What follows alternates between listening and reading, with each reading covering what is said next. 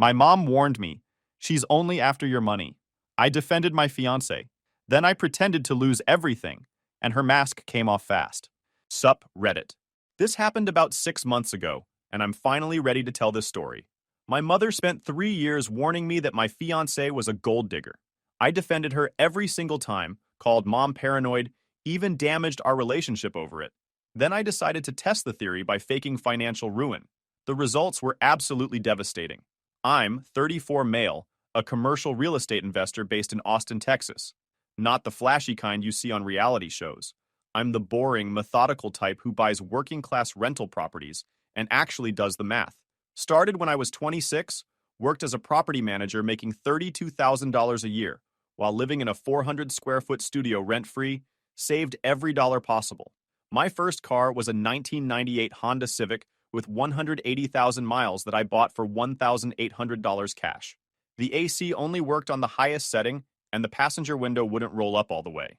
But it ran, and running was all that mattered. While my college friends were leasing new cars and living in expensive apartments, I was saving $35,000 over 3 years. My mentor Frank taught me everything about real estate. Tyler, wealthy people don't look wealthy, he'd tell me. They look comfortable. The people who look wealthy are usually broke. Words I've lived by ever since. When I turned 26, Frank helped me buy my first property. A duplex in a working-class neighborhood. $120,000 purchase price, $900 rent per side, mortgage around $850 monthly after my down payment. Cash flow of $500 per month seemed like magic. Everyone thought I was insane taking on a $96,000 mortgage at 26, but I had a plan. That duplex taught me everything: tenant screening, maintenance costs, vacancy management. But more importantly, it taught me that the system worked if you were patient and disciplined.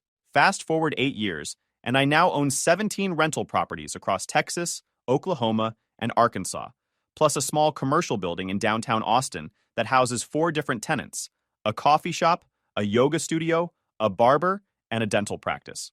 My properties generate about $22,000 monthly in cash flow after all expenses, mortgages, property management fees, and reserves for repairs and vacancies. On paper, I'm worth about $2.8 million, mostly tied up in equity across all those properties. But I'm definitely not living like a millionaire. My personal residence is a modest 3-bedroom house in a solid middle-class neighborhood that I bought 5 years ago. Paid $280,000 for it, put down 25%, and I've got about $140,000 in equity now. Nothing fancy. 1,800 square feet, built in 1995, needs some updates but perfectly functional. I drive a 2020 Ford F-150 that I bought used with 35,000 miles for $28,000 cash. It's a work truck. I use it to check on properties, haul supplies, meet with contractors. The old Civic finally died 3 years ago after giving me 12 faithful years and 267,000 miles. Sold it for $400 to a mechanic who said he'd use it for parts. Most people who meet me have zero idea about my financial situation. I dress in jeans and plain shirts, I don't wear expensive watches or jewelry, and I drive a truck that looks exactly like every other truck in Texas. This anonymity is exactly what I want. Frank taught me that the moment people know you have money, they start treating you differently. Usually worse. The funny thing about real estate wealth is that it doesn't feel real most of the time. Yeah, I've got $2.8 million in net worth, but most of that is locked in properties I can't exactly liquidate without serious consequences. My actual liquid savings is maybe $150,000 spread across various accounts for emergency repairs and opportunities. I live comfortably but not extravagantly.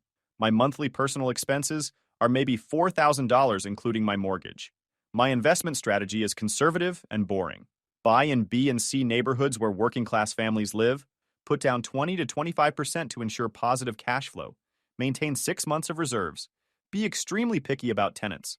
My vacancy rate is under 5% because I treat people fairly and maintain properties well. I put down 20 to 25% on every property to avoid PMI and ensure positive cash flow from day one.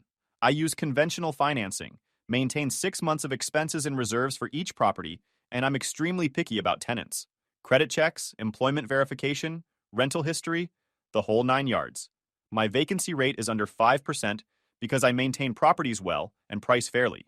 Frank retired last year at 68 with a net worth around $8 million, almost all from rental properties. lives in a paid-off 3-bedroom house near the lake, drives a 2015 Silverado, wears Walmart jeans. He spends his days fishing, traveling cheap in an RV, and playing with his grandkids. That's the blueprint I'm following. Slow, boring, but it works. Now let's talk about how I met the woman who almost destroyed everything. I met Victoria, 29 female, 3 years ago at a charity fundraiser. She was working as an event coordinator, looked incredible. Blonde hair perfectly styled, designer dress, makeup professionally done. We talked at the bar and she gave me her number. I like guys who have their life together, she said.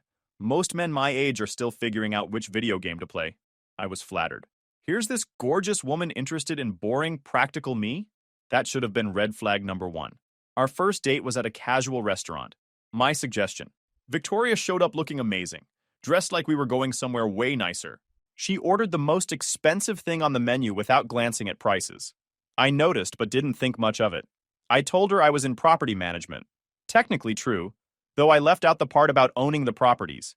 She complained about paying $1,800 monthly for a 1-bedroom downtown. Rent in Austin is insane. It's half my take-home pay. When I suggested roommates or moving somewhere cheaper, she looked at me like I'd suggested a cardboard box. I need my own space, and location matters for my image. Red flag number 2, but I ignored it. Our early dates followed the same pattern. Casual suggestions from me, expensive appearance from her, no offers to split bills. And I paid every time because that's what guys are socialized to do. About 6 months in, Victoria started having financial emergencies. Rent shortfall, $1,500. Car repairs, $800. Medical bills, $600. Always a story, always tears, always promises to pay me back. Never a single dollar returned. I added it up later. Over 3 years, I gave her about $18,000 in loans that disappeared. That's on top of dinners, gifts, trips she wanted to take. $18,000 I'll never see again. If someone actually loves you, they don't treat you like a personal ATM. My mother saw through Victoria immediately. Patricia, 62 female, is retired now after 35 years as an accountant. She raised me as a single mother after divorcing my deadbeat father when I was 12. Dad was charming but terrible with money. Ran up credit cards, took secret loans, bled their finances dry. When Mom divorced him, she discovered he'd taken a second mortgage on their house and blown through $40,000 in 18 months. That experience gave Mom a sixth sense for gold diggers. She can smell them from across a room. I brought Victoria to Sunday dinner at Mom's about 8 months into our relationship. Everything seemed fine on the surface. Victoria complimented the food, asked about Mom's garden, laughed at her stories. But after Victoria left, Mom sat me down at the kitchen table. "Tyler, that girl is after your money." I laughed. "Mom, she doesn't even know about my properties. She thinks I'm just a regular property manager." "She knows something." I watched her eyes when you mentioned buying properties. She lit up like a slot machine. "And that rent story? That was a setup to see if you'd help financially." "You're being paranoid. Not everyone is like Dad." Mom's face hardened. "That's exactly why I can spot them. I lived it for 15 years. That woman is playing you, and you're too close to see it." We argued for 20 minutes, me defending Victoria, insisting Mom was unfair and judgmental. Mom stayed calm. "I hope I'm wrong, honey, but I'm not. You'll see eventually." That conversation strained our relationship for months. I visited less, kept things surface level, definitely didn't discuss Victoria beyond basic pleasantries. Looking back, I was an idiot for not listening to the one person who'd always had my back. Victoria and I got engaged after 2 years. I'd planned a romantic proposal at the same restaurant where we'd had our first anniversary dinner. Got down on one knee in front of everyone. She cried, said yes, and immediately started posting photos. Within an hour, 17 different posts about the engagement. The ring cost me $8,000, a full carat diamond in a platinum setting. A week later, my buddy Nathan pulled me aside. His girlfriend Jen was friends with Victoria through mutual circles. "Hey man, Victoria was complaining to Jen about your proposal. Said the ring was disappointing, that she expected more from someone in your financial position." I brushed it off. She was probably just venting. Nathan looked uncomfortable. "Just thought you should know." That comment bothered me more than I wanted to admit. $8,000 wasn't enough, apparently. The median household income in America is around $60,000. I'd spent more than 10% of that on a piece of jewelry. But apparently it wasn't Instagram-worthy enough. Wedding planning revealed even more red flags. Victoria wanted everything expensive. $80,000 budget for 200 guests, designer dress for $5,000, destination bachelorette party in Miami, professional videographer, 5-tier cake from a celebrity baker in Dallas. When I added it up, she wanted to spend two-thirds the price of my first duplex on a single day. Can we talk about the budget? I asked one night. We could have a beautiful wedding for half this amount. Her face went cold. Tyler, this is the most important day of my life. Don't you want it to be perfect? I want us to start our marriage on solid financial footing. $80,000 is a down payment on 2 more rental properties that could generate cash flow for decades. You and your stupid properties? Can't you just enjoy something instead of always thinking about money? She actually called the foundation of my financial security stupid. The irony of her complaining about me thinking about money was completely lost on her. Mom refused to contribute anything financially. I'm not financing that woman's fantasy when she's clearly using you. Wake up, Tyler. More arguments. More defending Victoria. More tension between Mom and me. We barely spoke for months, the longest we'd gone without talking since I was a teenager. The breaking point came 4 months before the wedding. Victoria and I were having dinner at my place. Nothing fancy, just spaghetti I'd made. She was scrolling through real estate listings on her phone. Tyler, look at this one. I walked over. It was a house in Westlake, the wealthiest neighborhood in Austin where houses start at about $2 million. This one was listed at $3.2 million. 5 bedrooms, pool, views of the hills. That's a nice house. Way out of our budget, but nice. What do you mean out of our budget? We can afford this. I stared at her. Victoria, that house costs $3 million. So, you're a real estate investor. You've got properties all over Texas. You can afford it. I own 17 rental properties that generate income. That doesn't mean I have $3 million in cash sitting around. And even if I did, why would I spend it on a house when this one is paid off and perfectly functional? Her face twisted with disgust. Because I'm not living in a middle-class neighborhood when we can afford better. What will people think? People? What people? Who cares what anyone thinks about where we live? My friends, my family, people from work, everyone. Tyler, you're a successful real estate investor. We should live like it. We should have a house that reflects your success. I don't need to prove anything to anyone. This house works perfectly fine. It's paid off, which means more freedom and less financial pressure. She slammed her phone down. You're so stubborn. Why do you insist on living like you're poor when you're not? I see the rent checks that come in every month. I know you're making good money. Why are we living like we're broke?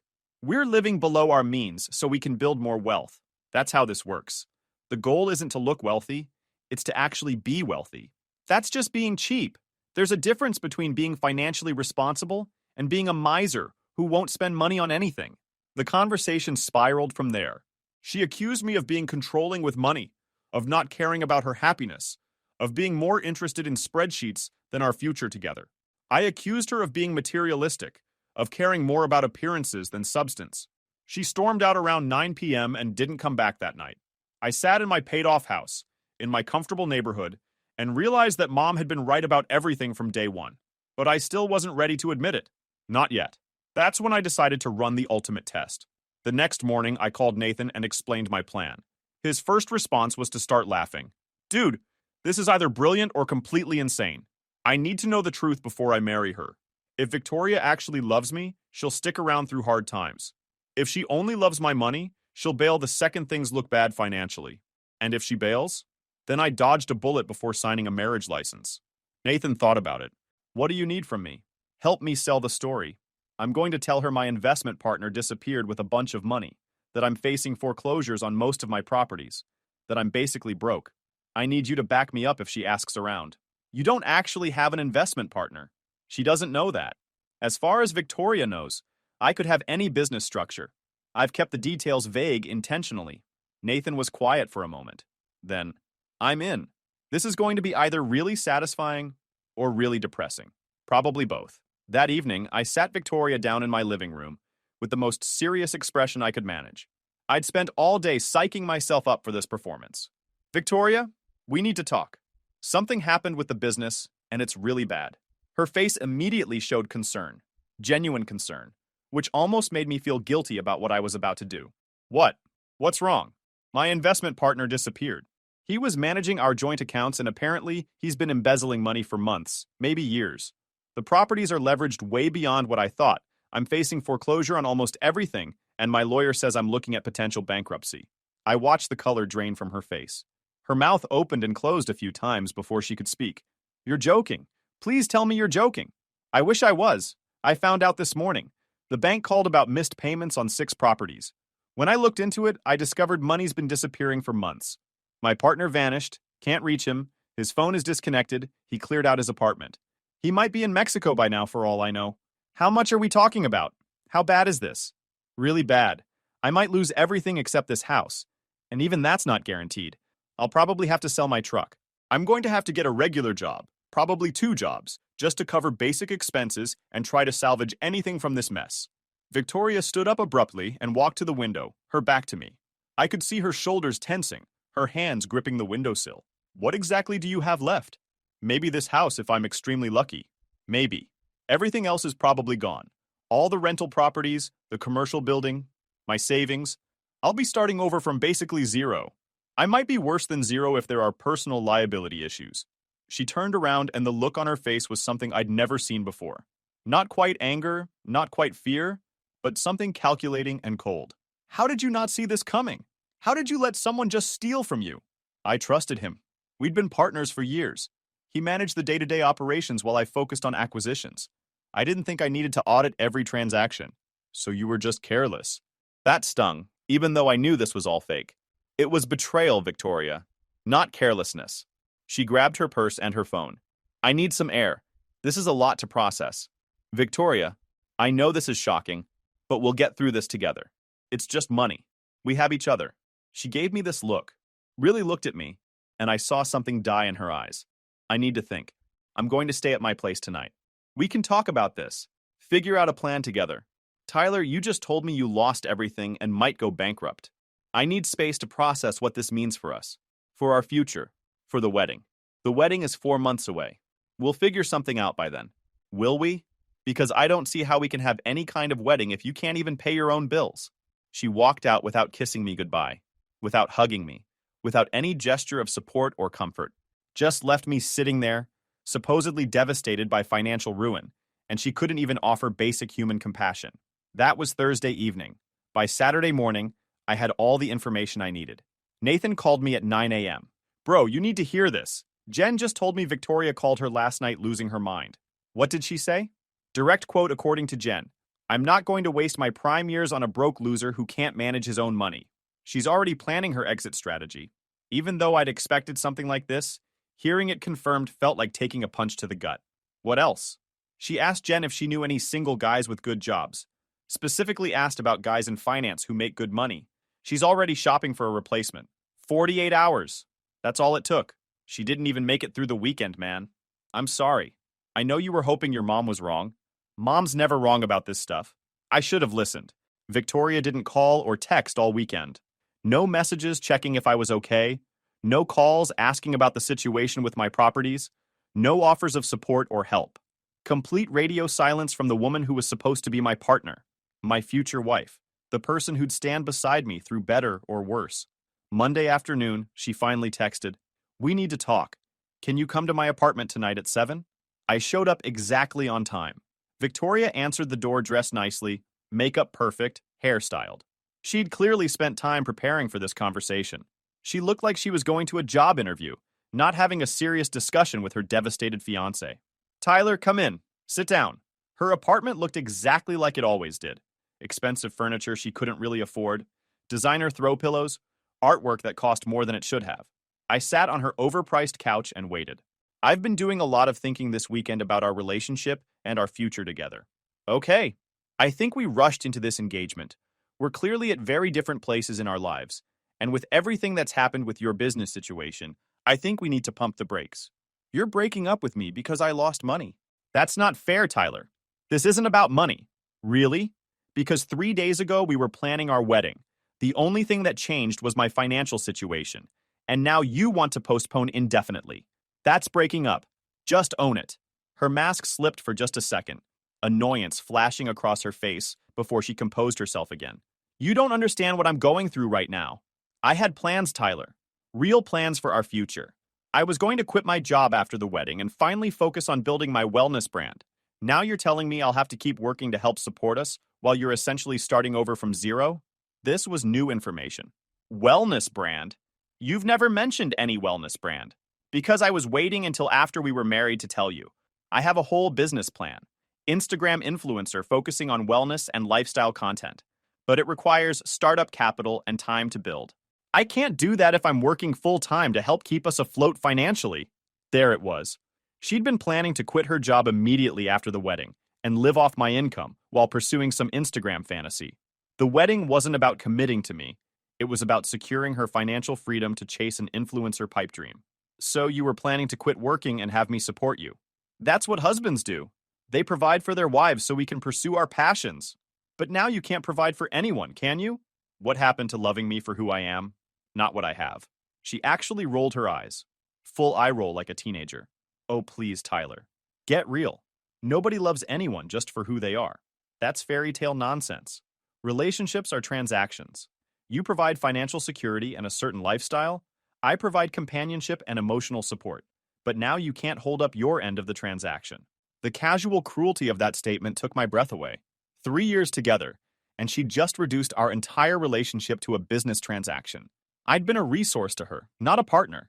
A means to an end, not an actual human being she cared about. So that's really how you see relationships? As transactions? That's how the world works, Tyler. I'm being honest. I'm 29 years old. I need to think about my future, about my security, about having the life I deserve. And that future can't be with someone who has nothing to offer. I stood up. Well, at least you're finally being honest. For what it's worth, my mother was right about you from the very first day. I should have listened to her. Your mother is a bitter old woman who sees the worst in everyone because she had one bad marriage. Maybe if she'd been more supportive of us, we wouldn't be in this situation. That crossed a line. Mom had nothing to do with Victoria's true nature being revealed. Don't talk about my mother. She's worth 10 of you. Whatever, Tyler. I'm keeping the ring, though. Consider it compensation for 3 years of my life you wasted. The ring was a gift. It's legally yours. Enjoy it. I walked toward her door, hand on the handle, when she called out, "Just so you know, I could have done so much better than you. I settled because I thought you were going to be successful. What a disappointment." I turned back one last time. "Goodbye, Victoria. I hope you find whatever it is you're actually looking for. I'm pretty sure it's not love." I left her apartment and walked to my truck, feeling this strange sense of calm. The test had worked exactly as I'd expected, and hoped it wouldn't. Victoria had failed spectacularly, revealing exactly who she was when the chips were down. Mom had been right. Nathan had been right. I'd been the blind idiot defending someone who saw me as a wallet with legs. I drove straight to Mom's house. It was almost 9 p.m., but I knew she'd still be up. She answered the door in her bathrobe, took one look at my face, and knew immediately. She failed the test. Spectacularly. You were right about absolutely everything. Mom pulled me into a hug. One of those mom hugs that somehow makes everything feel slightly less terrible, even when your world is falling apart. "I'm so sorry, honey. I know it hurts right now, but you dodged a bullet." She called you a bitter old woman who sees the worst in everyone. I've been called worse by better people. What matters is, you saw the truth before you married her. We sat at her kitchen table, the same table where she'd first warned me about Victoria 3 years ago, and I told her everything. The fake bankruptcy story, Victoria's cold reaction, her confession about planning to quit her job, her transactional view of relationships, her cruel dismissal of me as worthless once the money was supposedly gone. When I finished, Mom was quiet for a long moment, just stirring her coffee. "You know what you have to do now, right? Try to move on with my life?" "Eventually, yes. But first, you need to tell her the truth. Let her know exactly what she gave up." "Why? It's over." "What's the point?" "Because she needs to understand the consequences of her choices. She needs to know that she threw away something real for something that never existed. And honestly, Tyler, because the look on her face will be absolutely priceless." Mom was right. Victoria needed to know exactly how badly she'd miscalculated. The next day, I called Victoria. She answered on the first ring, which told me she'd been waiting for me to cave and beg her to reconsider.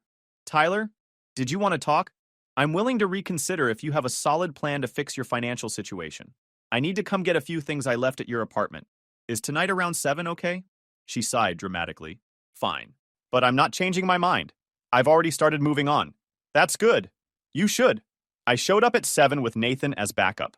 Victoria answered the door looking annoyed that I'd brought someone with me. "I thought you were just getting a few things. Why is Nathan here?" "Moral support. But first, I need to tell you something." "What?" "I lied about the bankruptcy. about losing everything, about the embezzlement. None of that actually happened.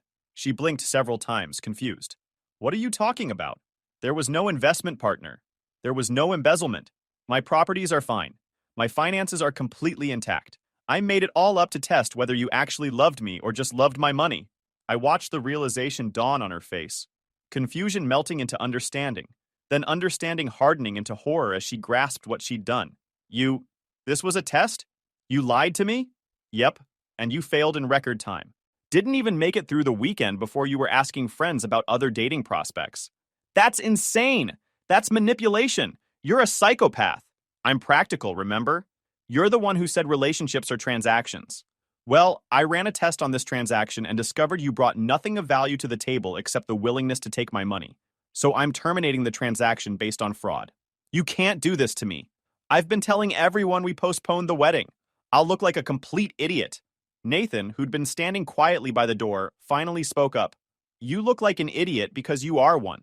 The man bought you an $8,000 ring, planned a life with you, and you dumped him within 72 hours of thinking he was broke. That's not love. That's not even decent friendship. That's pure gold digging.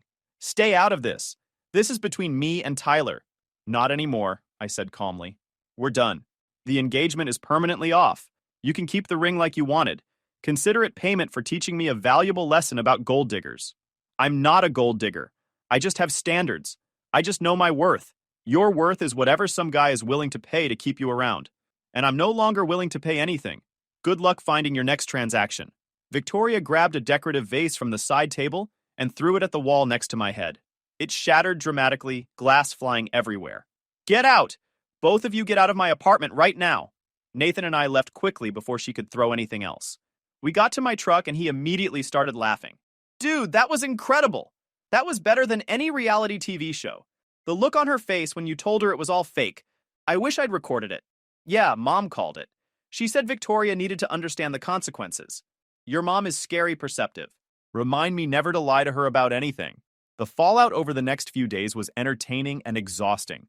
Victoria started calling and texting from multiple numbers. I'd blocked her main number immediately, so she started using her friends' phones. The messages alternated between angry and desperate. First, she'd call me manipulative and cruel. Then she'd apologize and say she panicked, that she really did love me. Then back to angry, threatening to expose me on social media. After the seventh call from a different number, I blocked those two and set my phone to only accept calls from my contact list. She posted a long, vague message on social media about toxic people who manipulate others and dodging a bullet. Within an hour, several of our mutual friends who knew the real story called her out in the comments. By the next morning, she'd deleted the post entirely. Jen gave us regular updates on Victoria's friend group reactions. Apparently, her friends were split. Those who thought I was cruel for testing her, those who thought she was an idiot for failing so spectacularly, and those who were just enjoying the drama. Most of them think she's an idiot, Jen reported.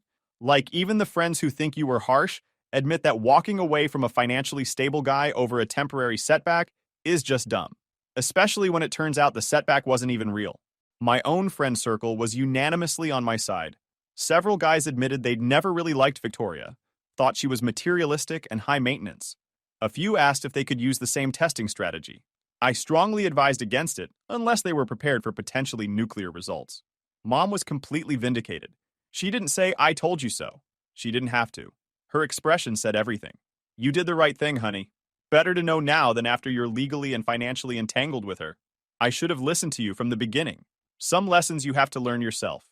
At least you learned this one before the wedding instead of after. About 2 weeks after the revelation, Nathan called with an update.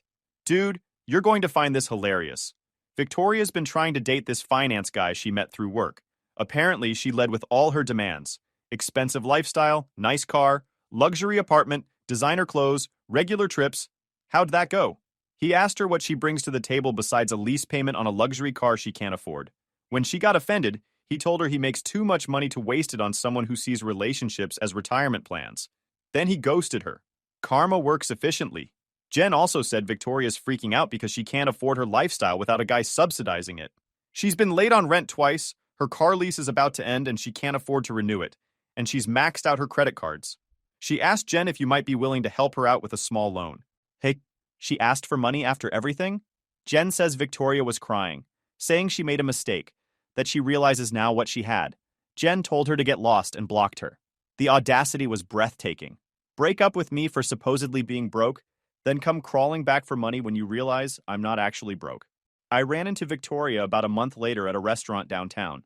I was there with Nathan and some friends for someone's birthday. She was on what looked like a very awkward first date. She saw me, and I watched her face cycle through emotions. Surprise, hope, anger, embarrassment. The guy she was with noticed and looked uncomfortable.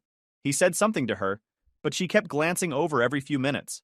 When I went to the restroom, she was waiting in the hallway, like she'd been watching for me to leave the table. Tyler, can we please talk? Nothing to talk about, Victoria. Enjoy your evening. I made a terrible mistake. I see that now. I panicked when you told me about the bankruptcy, and I said things I didn't mean. But I really do love you. You love the lifestyle I could provide. There's a fundamental difference. That's not true. I miss you. I miss us. I miss what we had together. You miss having someone pay for the lifestyle you can't afford on your own. That's not the same as missing me. Please, Tyler. Everyone deserves a second chance. I know I messed up badly, but I've learned from this. Victoria, you had 3 years of chances. You threw a vase at my head. You called my mother a bitter old woman. You told me relationships are transactions and I couldn't hold up my end. You dumped me within 72 hours of thinking I lost money. There's no coming back from any of that. Her eyes started tearing up. So that's it? You're just completely done with me? I was done the moment you chose money over me. This conversation is just a courtesy because we're in a public place. Goodbye, Victoria. I walked past her back to my table. She stood in that hallway for maybe 5 minutes before returning to her date, who looked even more uncomfortable than before. They left shortly after without finishing their meals. Nathan raised his glass when I sat back down. Let me guess. Hallway ambush? She wanted a second chance. Said she's learned from her mistakes. The mistake of revealing who she really is? Apparently, life has genuinely moved on. I've focused on my properties, expanded into Oklahoma with 2 new acquisitions. The business is thriving without the constant drain of Victoria's emergencies and expensive taste. I took Mom on a 2-week vacation to Hawaii as an apology for not listening to her earlier. We stayed in a decent but not luxury resort, ate at local restaurants, hiked volcanoes. Mom kept making jokes about my gold digger detector being finally calibrated correctly. I took it in stride. She'd earned the right to tease me. I've started dating again, but much more carefully this time. I'm leading with my old used truck instead of mentioning my real estate portfolio. If someone sticks around when they think I'm just a regular property manager making decent but not great money, then maybe there's something real there. I heard through the grapevine that Victoria eventually moved back to her hometown in Oklahoma. Her social media went from aspirational lifestyle content to basically nothing. Last I heard, she was working retail and living with her parents at 30 years old, still dreaming of becoming an Instagram influencer despite having 847 followers. Part of me feels bad about how things ended. Not bad enough to regret my choices, but there's always a small twinge of sadness when any relationship ends, even one that was fundamentally broken from the start. Guys, we are so close to hit 100,000 subscribers on this channel. If you are not subscribed to the channel, please consider subscribing. It really helps hit that 100,000 mark. Thanks for making this dream come true.